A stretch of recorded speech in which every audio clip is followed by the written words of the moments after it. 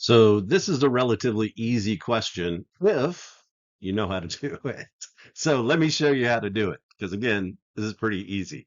So this is a square root symbol. So we have the square root of 3.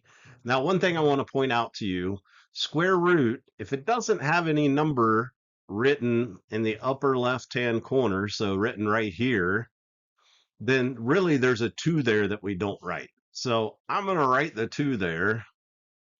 And what that means is it's asking what number multiplied times itself is going to be equal to 3.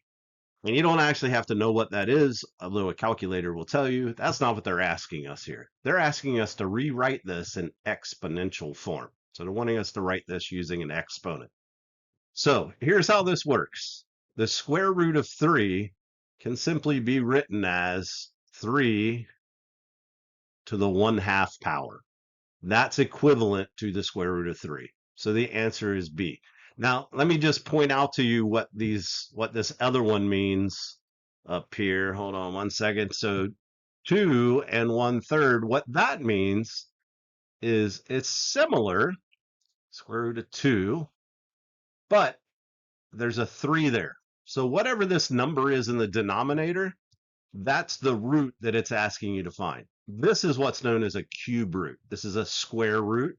This is a cube root. Cube root saying what number multiplied times itself 3 times is equal to 2. All right, so that's all there is to it. These other 2 examples down here, that's just saying multiply 1/2 times itself 3 times. This is saying 1/3 times itself 2 times. So to write a square root in exponential form, you just put it as a fraction like this.